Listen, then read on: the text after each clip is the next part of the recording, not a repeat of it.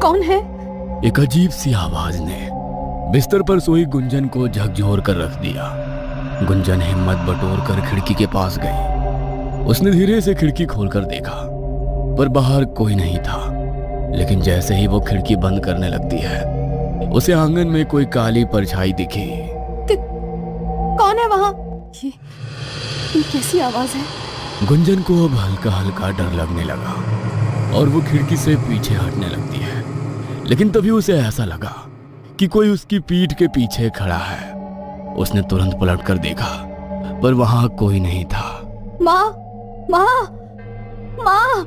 गुंजन की चीखें सुनकर सारे घर वाले जाग गए और सब गुंजन के कमरे की तरफ भागे।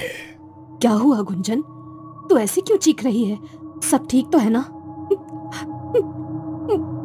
माँ, वहां कोई था। उसने मुझे देखा और रोने की आवाज, वो रोने की आवाज, वो क्या? ये क्या कह रही है तू? रुक, मुझे देखने दे। निर्मला ने गुंजन के कमरे की अच्छी तरह से छानबीन की। उसने खिड़की खोलकर बाहर देखा तो बाहर भी कोई नहीं था। कोई तो नहीं है रे, तुझे कुछ वहम हुआ है। और मैंने तुझे कितनी बार समझाया है कि रात में खिड़की बंद रखा कर, पर तू है कि सुनती ही नहीं है। नहीं माँ, मैं कह रही हूँ कोई था यहाँ। आप मेरा यकीन करो। गुंजन को इस कदर परेशान देखकर अब निर्मला को भी कुछ अजीब लग रहा था। उसने गुंजन के सर पर हाथ फेरते हुए कहा, देख गुंजन, तेरा 5वां महीना चल रहा है और प्रेगनेंसी के वक्त ऐसे वहम अक्सर होते हैं। तू डर मत, देख हम सब यही हैं, सब ठीक है। तू सो जा। माँ, आप यहीं रुको। आप कहाँ जा रही हैं? नहीं, मैं कहीं नहीं जा रही गुंजन, तू सो जा। आज मैं यहाँ तेरे कमरे में तेरे साथ ही सोऊंगी और कल से तुझे वैसे भी डरने की जरूरत नहीं है। कल अभिजीत आ जाएगा। क्या वो वापस आ रहे हैं? हाँ, आज ही उसके बाबूजी ने उससे बात की थी। अब जब तक तुम दोनों का बच्चा इस दुनिया में नहीं आ जाता, अभिजीत यहीं तेरे साथ रहेगा। निर्मला की बातों ने अब गुंजन को तसल्ली दे दी थी, क्योंकि पिछले 5 महीनों में अभिजीत मुश्किल से 4 बार उससे मिलने आया था। और अब जैसे जैसे वक्त गुजर रहा था, गुंजन को अभिजीत की सबसे ज्यादा जरूरत थी। पर काम के चलते अभिजीत को वक्त ही इतना नहीं मिलता कि वो घर आ सके। पर अब गुंजन ने सुना कि अभिजीत घर आ रहा है, तब उसकी जान में जान आई। अगले दिन सुबह से ही गुंजन दरवाजे पर टकटकी लगाए अभिजीत की राह देख रही थी। गुंजन, अंदर आजा, बाहर बहुत ठंड है। अभिजीत को आने में वक्त है अभी। नहीं माँ, मैं यहीं रहकर उनका इंतजार करूंगी। निर्मला ने मुस्कुराते हुए अपने पति की तरफ देखकर कहा, आप ही कुछ कहिए इसे, मेरी तो सुनती ही नहीं है। पागलों की तरह दरवाजे के पास बैठकर उसका इंतजार कर रही है। सब आपस में बातें कर ही रहे थे कि तभी किसी ने दरवाजा खटखटाया। अरे देखो कौन है, लगता है अभिजीत आया है। गुंजन ने जैसे ही अभिजीत को देखा, वो भागकर उसके पास गई और उसके गले लगकर रोने लगी। अरे पगली, अब तो रो क्यों रही है? अब तो मैं आ गया हूं ना, देख। अरे लल्ला, सुबह से तेरी राह देख रही है, ना कुछ खाया है ना पिया है। अब तू ही समझा इसे। ठीक है माँ, अब मैं आ गया हूं ना, अब सब संभाल लूंगा। अभिजीत के आने के बाद से ही गुंजन के चेहरे पर मुस्कुराहट आ गई थी। अब उसे बीती रात के बारे में कुछ भी याद नहीं था। और अब सारा दिन अच्छे से बिताने के बाद फिर रात हो गई। अभिजीत और गुंजन सोने चले गए थे और रात का वही कुछ 12 बज रहा था। तभी एक आवाज से गुंजन की नींद टूट गई। कौन है? कौन है? माँ, माँ आओ ना मेरे पास। माँ। गुंजन के कानों में बार बार एक बच्चे की आवाज गूंज रही थी, जैसे वो उसे अपनी तरफ बुला रहा हो। थोड़ी देर बाद ही गुंजन को एक परछाई दिखी और वो उसके पीछे पीछे चल दी। उस वक्त गुंजन अपने होश में नहीं थी। वो पागलों की तरह उस परछाई के पीछे चल रही थी और चलते चलते वह घर के आंगन में पहुंच गई। तभी उसका भ्रम टूटा और उसकी आंखों के सामने जो था उसे देखकर उसकी चीख निकल गई। बचाओ, बचाओ, ये लाल कदमों के निशान, ये खून। चीखते चीखते गुंजन वहीं आंगन में बेहोश होकर गिर गई। जब सारे घर वाले बाहर आए और उन्होंने इस तरह गुंजन को बेहोश पड़े देखा तो सब हैरान रह गए। गुंजन, उठो, क्या हुआ तुम्हें? उठो गुंजन। लल्ला, तू तो उसके साथ ही सोया था ना, फिर ये यहाँ कैसे? मुझे नहीं मालूम माँ, गुंजन बाहर कब आई? मैं तो सोया हुआ था। अब छोड़िए ये सब, पहले इसको अंदर ले चलते हैं।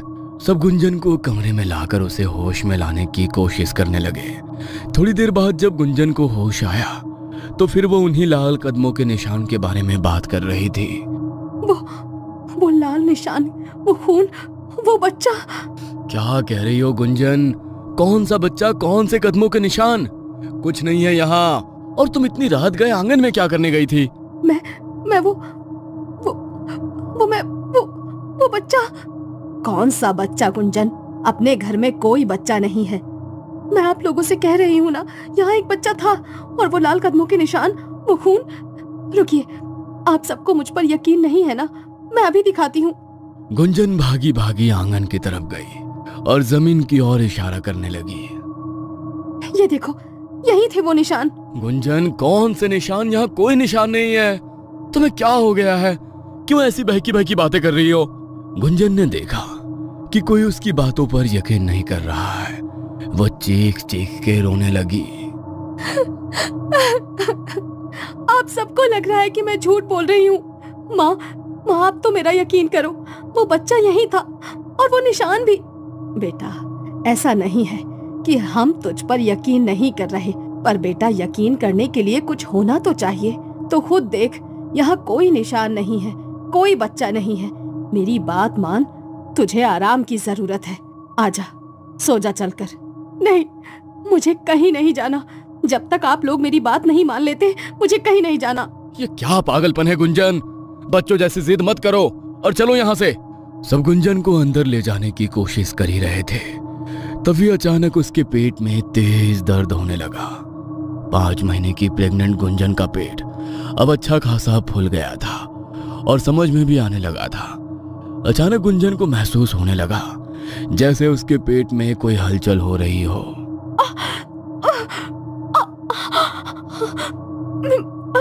मेरा पेट। माँ, ये दर्द।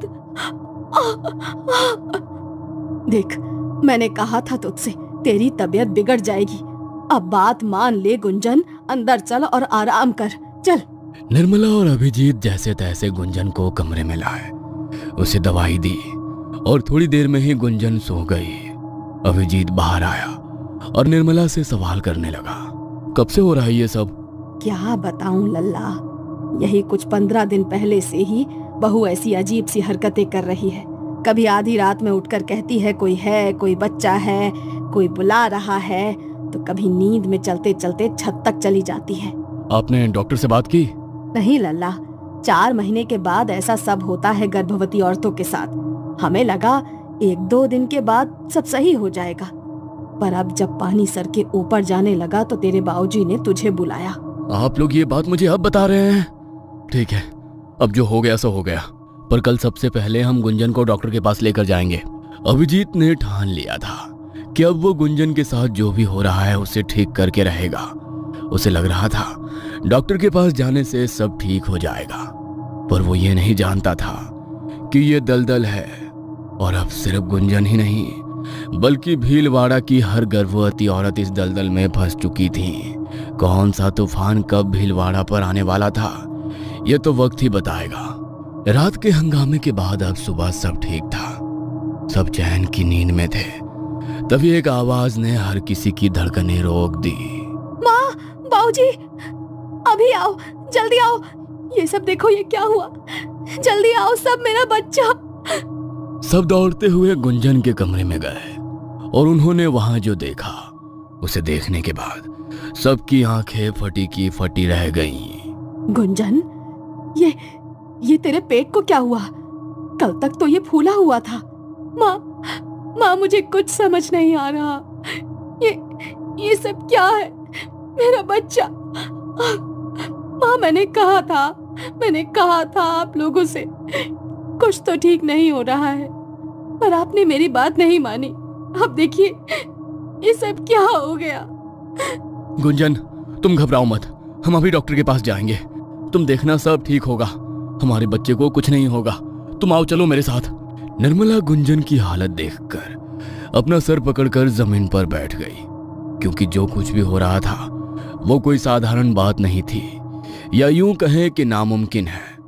कल तक जो गुंजन 5 महीने की प्रेग्नेंट थी, उसके पेट में उसका बच्चा था, उसका पेट फूला हुआ था।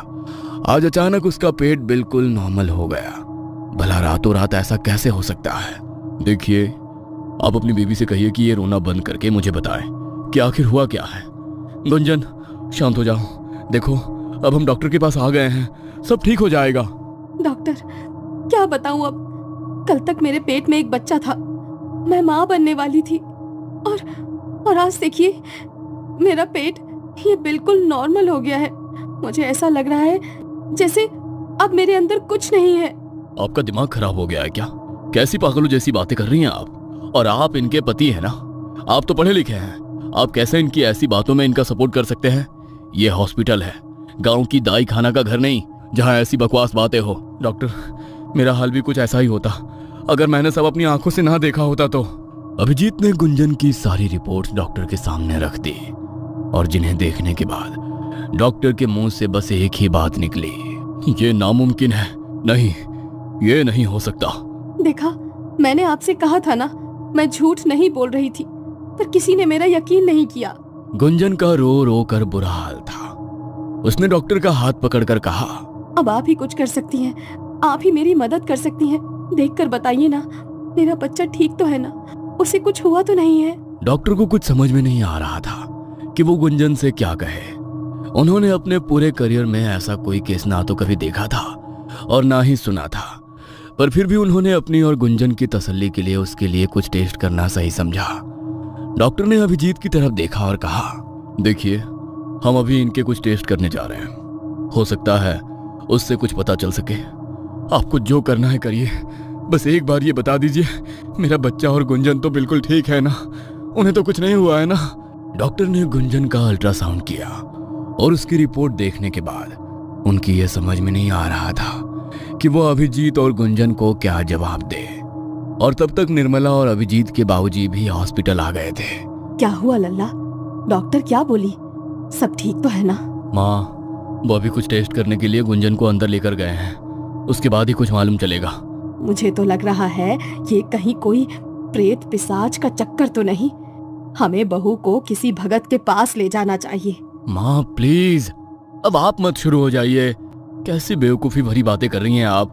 बाबूजी, आप ही समझाइए ना इन्हें। भगवान के लिए अब तुम चुप हो जाओ, वैसे भी कम मुसीबत नहीं है। सब आपस में बातें कर ही रहे थे कि तभी डॉक्टर अंदर से गुंजन को साथ लेकर आया। डॉक्टर को देखते ही वो तीनों उनकी तरफ चले गए। कुछ पता चला डॉक्टर? सब ठीक है ना? बताइए ना, बहू और उसका बच्चा ठीक तो है ना? देखिए, अब जो बात मैं आपसे कहने जा रहा हूँ उसे सुनने के लिए शायद आप में से कोई तैयार नहीं है, और ना ही मैं था, पर अब यही सच है। आखिर क्या बताने वाला था डॉक्टर, और ऐसा कैसे हुआ? कहाँ गया गुंजन के गर्भ का बच्चा? रातों रात उसका फूला हुआ पेट एकदम से नॉर्मल कैसे हो गया? और किसके थे वो लाल कदमों के निशान जो गुंजन को दिखते थे? क्या ये सब सच था, या वाकई गुंजन दिमागी बीमार थी? जानने के लिए देखिए